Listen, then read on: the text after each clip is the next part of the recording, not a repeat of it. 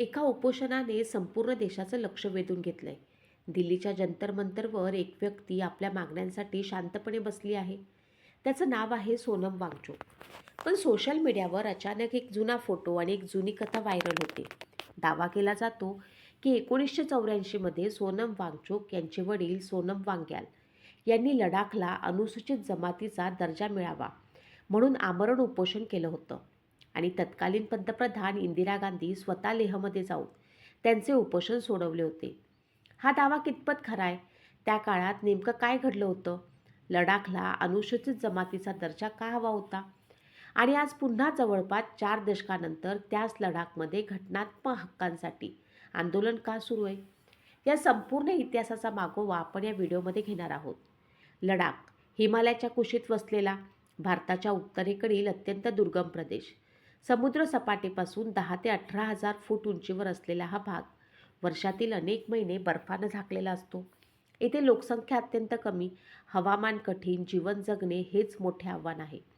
पण या कठीण परिस्थितीतही लडाखची संस्कृती, भाषा, परंपरा, निसर्ग यामुळे हा प्रदेश जगभर प्रसिद्ध झाला. इतिहासात अनेक शतकांपर्यंत लडाख हे स्वतंत्र राज्य होतं. नंतर डोगरा शासकांनी हा प्रदेश आपल्या ताब्यात घेतला आणि पुढे जम्मू काश्मीर संस्थानचा भाग बनला. भारत स्वतंत्र झाल्यानंतर लडाख जम्मू काश्मीर राज्यामध्ये समाविष्ट झाला. परंतु लडाखमधील लोकांना लवकरच जाणवू लागलं की श्रीनगर आणि जम्मूमधून चालणाऱ्या प्रशासनात त्यांच्या प्रश्नाकडे पुरेसं लक्ष दिलं जात नाही. विकासाची कामं, रस्ते, शिक्षण, आरोग्य, रोजगार या सर्व बाबतीत हा प्रदेश मागे राहिला. याच काळात लडाखमधील अनेक सामाजिक आणि राजकीय नेत्यांनी आपल्या प्रदेशासाठी अधिक अधिकाराची मागणी सुरू केली. त्यामध्ये एक महत्त्वाचं नाव होतं सोनम वांग्याल. ते लडाखमधील लोकप्रिय नेते होते. त्यांना वाटत होतं की लडाखमधील लोकांची सामाजिक, सांस्कृतिक आणि भौगोलिक परिस्थिती देशातील इतर अनुसूचित जमातींसारखीच आहे. त्यामुळे लडाखमधील लोकांना अनुसूचित जमातीचा दर्जा मिळाला पाहिजे. हा दर्जा मिळाल्यास शिक्षण, सरकारी नोकऱ्या, राजकीय प्रतिनिधित्व आणि विविध सरकारी योजनांमध्ये विशेष सवलती मिळू शकतील. 1980च्या दशकात सुरुवातीला या मागणीनं जोर धरला. अनेक आंदोलनं झाली, निवेदनं देण्यात आली, चर्चा झाल्या. पण केंद्र सरकारकडनं ठोस निर्णय होत नव्हता. शेवटी 1984मध्ये सोनम वांग्याल यांनी आमरण उपोषणाचा मार्ग स्वीकारला. त्यांनी स्पष्ट सांगितले की लडाखच्या लोकांना न्याय मिळेपर्यंत ते अन्नाचा त्याग करतील. उपोषणाची बातमी संपूर्ण देशभर पसरली. लडाखसारख्या दुर्गम भागात सुरू असलेल्या या आंदोलनाकडे दिल्लीचेही लक्ष गेले. त्या काळात देशाच्या पंतप्रधान होत्या इंदिरा गांधी. विविध माध्यमांमध्ये आणि स्थानिक नेत्यांच्या माध्यमातून हा प्रश्न केंद्र सरकारपर्यंत पोचला. इंदिरा गांधी स्वतः लेह येथे गेल्या. त्यांनी सोनम वांग्याल यांची भेट घेतली. त्यांच्याशी सविस्तर चर्चा केली. त्यांच्या मागण्यांचा अभ्यास करण्याचे आणि सकारात्मक निर्णय घेण्याचे आश्वासन दिले. त्यानंतर त्यांच्या हस्ते सरबत किंवा फळांचा रस घेऊन सोनम वांग्याल यांनी आपले उपोषण मागे घेतले. 1980च्या दशकात लडाखमध्ये अनुसूचित जमातीच्या दर्जासाठी मोठे आंदोलन झाले होते आणि केंद्र सरकारनं त्याची दखल घेतली होती. स्वतः इंदिरा गांधींनी आपला मोठेपणा इथे दाखवला आणि त्या लेहला पोचल्या होत्या. या आंदोलनामुळे लडाखचा प्रश्न राष्ट्रीय स्तरावर पोचला. अनेक बैठका झाल्या, विविध समित्यांनी अभ्यास केला. लडाखच्या भौगोलिक, सामाजिक, सांस्कृतिक वैशिष्ट्यांचा विचार करण्यात आला. अखेर काही वर्षानंतर केंद्र सरकारने लडाखमधील समुदायांना अनुसूचित जमातींचा दर्जा देण्याचा निर्णय लागू केला. हा निर्णय लडाखच्या इतिहासातील महत्त्वाचा टप्पा ठरला.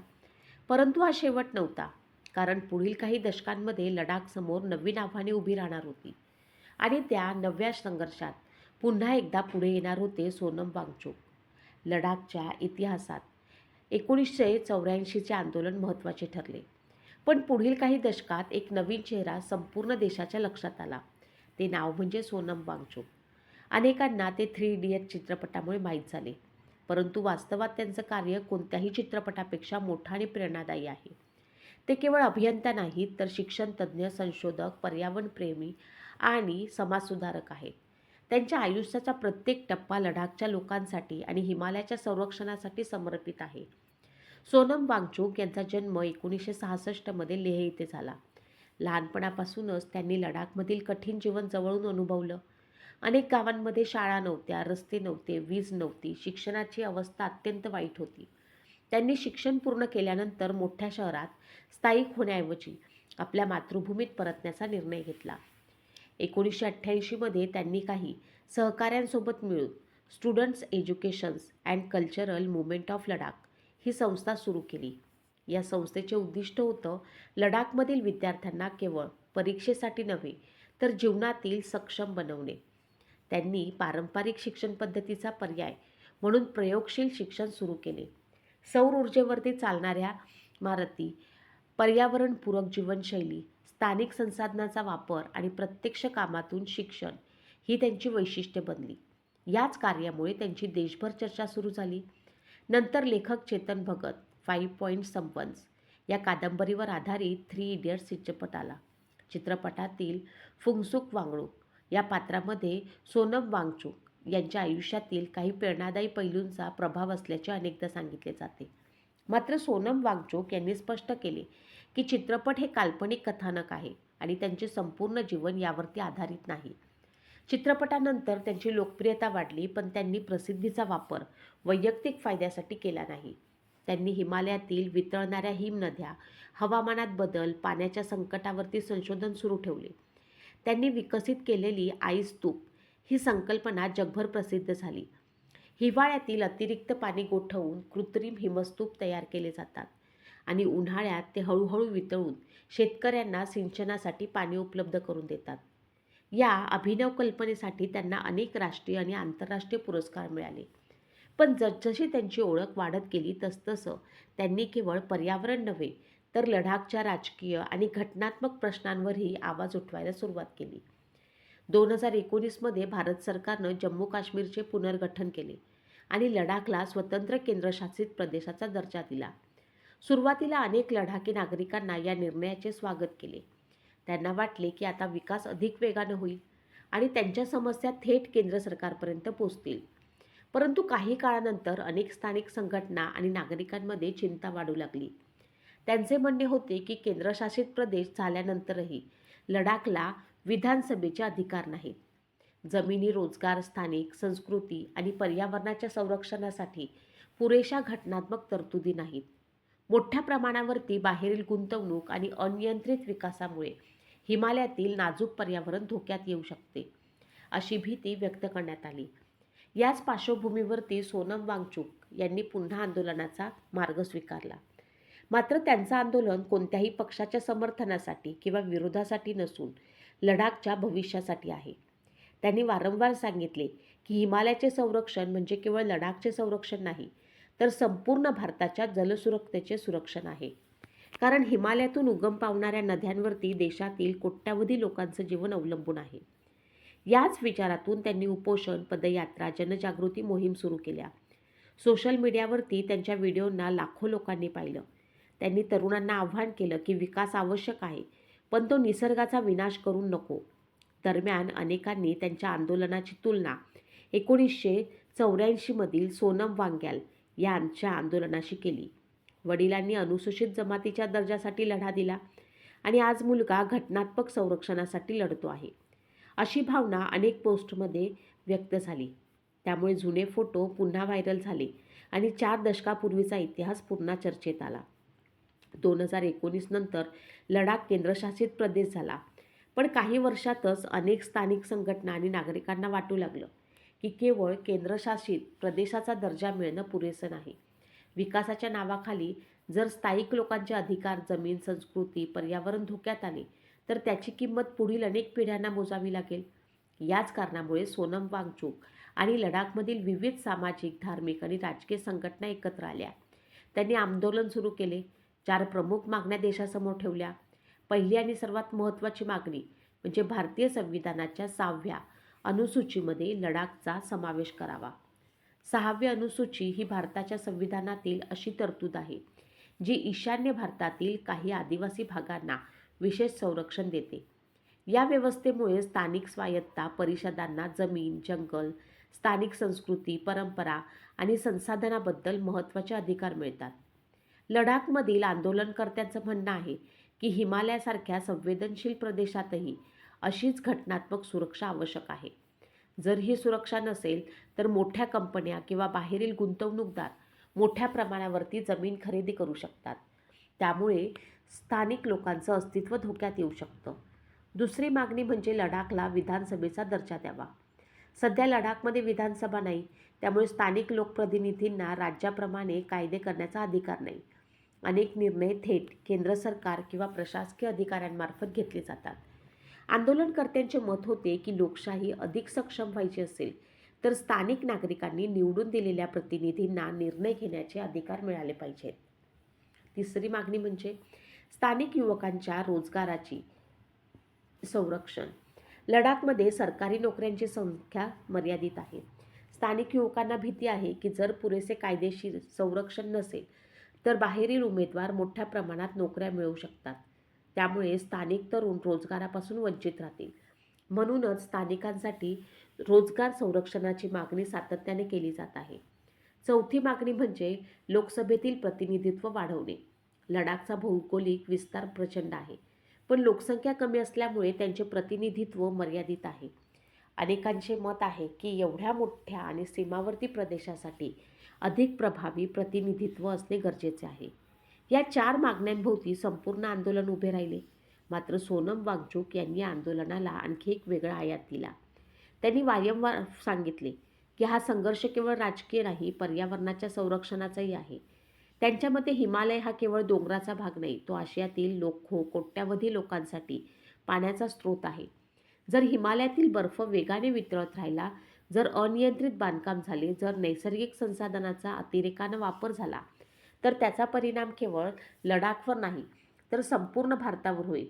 हवामान बदलामुळे लडाखमध्ये आधीच अनेक बदल दिसू लागले आहेत. हिमनद्या अंकुचित पावत आहेत, पारंपरिक जलस्रोत कमी होत आहेत, काही भागात अचानक पूर येतात तर काही भागात तीव्र पाण्याची टंचाई निर्माण होते. तापमानातील बदलामुळे शेतीवरती परिणाम होतात. अशा परिस्थितीत विकासाची दिशा ठरवताना अत्यंत सावधगिरी बाळगणं आवश्यक आहे. वांगचुक सांगतात. त्यांच्या आंदोलनाची पद्धतही लक्षवेधी आहे. त्यांनी अनेकदा उपोषणाचा मार्ग स्वीकारला, पण त्याचबरोबर देशभरातील नागरिकांना वैज्ञानिक माहिती देण्याचाही प्रयत्न केला. त्यांनी सोशल मीडियावरती व्हिडिओद्वारे लोकांना हिमालयाचे महत्त्व समजावून सांगितले. अनेक विद्यार्थी, पर्यावरण तज्ज्ञ, निवृत्त अधिकारी आणि सामाजिक कार्यकर्त्यांनी त्यांच्या आंदोलनाला पाठिंबा दर्शवला. दुसरीकडे काही जणांचं मत आहे की केंद्र सरकार लडाखच्या विकासासाठी मोठ्या प्रमाणावरती गुंतवणूक करत आहे. रस्ते, पूल, संरक्षणविषयक पायाभूत सुविधा, पर्यटन, इतर कामांवरती भर दिला जात आहे. सरकारचे म्हणणे आहे की सीमावर्ती भागात विकास हा राष्ट्रीय सुरक्षेच्या दृष्टीने अत्यंत महत्त्वाचा आहे. त्यामुळे विकास आणि पर्यावरण यांच्यात योग्य समतोल राखणे आवश्यक आहे. याच ठिकाणी खरी चर्चा सुरू होते. एका बाजूला विकासाची गरज, दुसऱ्या बाजूला पर्यावरण आणि स्थानिक संस्कृतीचं संरक्षण तितकंच आवश्यक आहे. या दोन्ही गोष्टींचा समतोल कसा साधायचा हा आजच्या लडाखसमोरील सर्वात मोठा प्रश्न आहे. दरम्यान सोनम वांगचुक यांच्या उपोषणामुळे पुन्हा एकदा संपूर्ण देशाचं लक्ष लडाखकडे वळलं. सोशल मीडियावरती लाखो लोकांनी त्यांच्या मागण्यांवरती चर्चा सुरू केली. काहींनी त्यांना आधुनिक काळातील पर्यावरण योद्धा म्हटलं, तर काहींनी त्यांच्या मागण्यांवरती वेगवेगळी मतं व्यक्त केली. पण एक गोष्ट निश्चित आहे, लडाखचा प्रश्न आता केवळ लडाखपुरता मर्यादित राहिला नाही, तर तो राष्ट्रीय चर्चेचा विषय बनला. आज सोनम वांगचुक यांच्या आंदोलनाकडे संपूर्ण देशाचं लक्ष लागलं असलं तरी या आंदोलनाचा अंतिम निर्णय केवळ भावना किंवा घोषणांनी होणार नाही. हा विषय भारताच्या संविधानाशी, राष्ट्रीय सुरक्षिततेशी, पर्यावरणाशी आणि स्थानिक लोकांच्या अधिकारांशी जोडलेला आहे. त्यामुळे या प्रश्नावरती केंद्र सरकार, स्थानिक प्रतिनिधी, तज्ज्ञ आणि नागरिक यांच्यात सातत्यानं संवाद होणं आवश्यक आहे. लडाख हे भारताच्या दृष्टीनं अत्यंत संवेदनशील सीमावर्ती क्षेत्र आहे. एका बाजूला चीनची सीमा, दुसऱ्या बाजूला पाकिस्तानच्या ताब्यातील भाग आणि मधून जाणारे महत्त्वाचे लष्करी मार्ग. यामुळे या प्रदेशातील प्रत्येक निर्णयाचा संबंध केवळ स्थानिक प्रशासनाशी नसून राष्ट्रीय सुरक्षेशी आहे. म्हणून केंद्र सरकार अनेकदा सांगत असतं की लडाखचा विकास, पायाभूत सुविधा आणि संरक्षण व्यवस्था मजबूत करणं ही राष्ट्रीय गरज आहे. मात्र लडाखमधील अनेक नागरिकांचं म्हणणं आहे की तितकेच त्यांचा प्रश्न असा आहे की विकास कधी, कोणासाठी आणि कोणत्या पद्धतीने होणार. जर मोठमोठे उद्योग आले, पर्यटन अनियंत्रित वाढले, नैसर्गिक संसाधनाचा अतिरेक झाला आणि स्थानिक लोक निर्णय प्रक्रियेपासून दूर राहिले, तर भविष्यात लडाखची ओळख बदलून जाईल. म्हणूनच ते घटनात्मक संरक्षणाची मागणी करत आहेत. सोनम वांगचुक यांनी अनेक वेळा स्पष्ट केलं आहे की त्यांचा विरोध विकासाला नाही, उलट ते शाश्वत विकासाचे समर्थक आहेत. त्यांच्या मते विकास असा असावा की स्थानिक लोकांना रोजगार मिळावा, पर्यावरण सुरक्षित राहावे, हिमनद्या वाचाव्यात आणि पुढील पिढ्यांसाठी नैसर्गिक संसाधने टिकून राहावीत. त्यांनी कार्बन न्यूट्रल लडाख ही संकल्पनाही मांडली आहे, म्हणजेच असा विकास ज्यामुळे पर्यावरणावरती कमीत कमी परिणाम होईल. त्यांच्या आंदोलनाचा देशभरातील अनेक पर्यावरणप्रेमी, वैज्ञानिक, विद्यार्थी, सामाजिक कार्यकर्त्यांनी पाठिंबा दिला. अनेकांनी सोशल मीडियावरती सेव्ह लडाख सारख्या मोहिमा चालवल्या. दुसरीकडे काही जणांनी असा युक्तिवाद केला की या प्रश्नाचं केवळ भावनिक नजरेने न पाहता कायदेशीर, घटनात्मक आणि राष्ट्रीय सुरक्षेच्या दृष्टिकोनातून पाहणे आवश्यक आहे. त्यामुळे या विषयावरती दोन स्पष्ट बाजू समोर आल्या. एका बाजूला म्हणते की लडाखच्या पर्यावरणाला आणि स्थानिक संस्कृतीला विशेष संरक्षण मिळाले पाहिजे, तर दुसरी बाजू म्हणते की सीमावर्ती प्रदेशाच्या विकासासाठी केंद्र सरकारकडे आवश्यक अधिकार असणेही तितकेच महत्त्वाचे आहे. या दोन्ही बाजूंमध्ये समतोल साधणे हेच आजचे सर्वात मोठे आव्हान आहे. 1984 सोनम वांग्याल यांनी अनुसूचित जमातीच्या दर्जासाठी उपोषण केले. अनेक वर्षांच्या संघर्षानंतर लडाखमधील समुदायांना अनुसूचित जमातीचा दर्जा मिळाला. आज जवळपास 4 दशकानंतर त्याच कुटुंबातील पुढची पिढी सोनम वांगचुक पुन्हा एकदा लडाखमध्ये भविष्यासाठी समतोल करत आहे. मागण्या बदलल्या आहेत, काळ बदलला आहे, सरकारे बदलली आहेत, पण लडाखच्या अस्तित्वाचा प्रश्न आजही कायम आहे. या संपूर्ण कथेतून एकच महत्त्वाचा धडा मिळतो. लोकशाहीमध्ये आंदोलन हा घटनात्मक अधिकार आहे, पण त्याचबरोबर संवादही तितकाच आवश्यक आहे. कोणत्याही प्रकारे कायमस्वरूपी समाधान, संघर्ष आणि संवाद यांच्या संकलनातून मिळते. लडाख हा केवळ बर्फाच्छादित डोंगरांचा प्रदेश नाही, तो भारताच्या नैसर्गिक वारशाचा, सांस्कृतिक विविधतेचा, सामरिक सुरक्षिततेचा महत्त्वाचा भाग आहे. तिथल्या प्रत्येक हिमनदीचे, प्रत्येक नदीचे, प्रत्येक गावाचे, प्रत्येक नागरिकाचे भविष्य भारताच्या भविष्यासोबत जोडलेले आहे. म्हणूनच प्रश्न केवळ एवढाच नाही की सोनम वांगचुक यांचे आंदोलन यशस्वी होईल की नाही. खरा प्रश्न असा आहे की आपण विकास आणि पर्यावरण यांच्यात योग्य समतोल साधू शकतो का?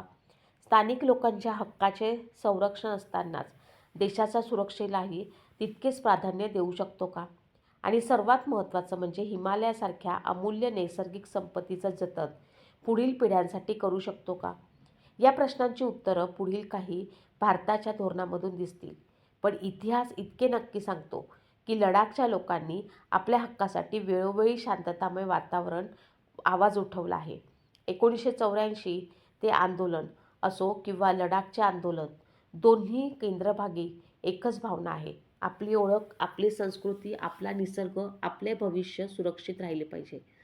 आणि कदाचित म्हणूनच लडाखची ही कथा केवळ एका प्रदेशाची कथा नाही, ती भारतातील लोकशाही, पर्यावरण, विकास, नागरिकांच्या अधिकारांची एक महत्त्वाची कहाणी आहे. ही कहाणी संपलेली नाही.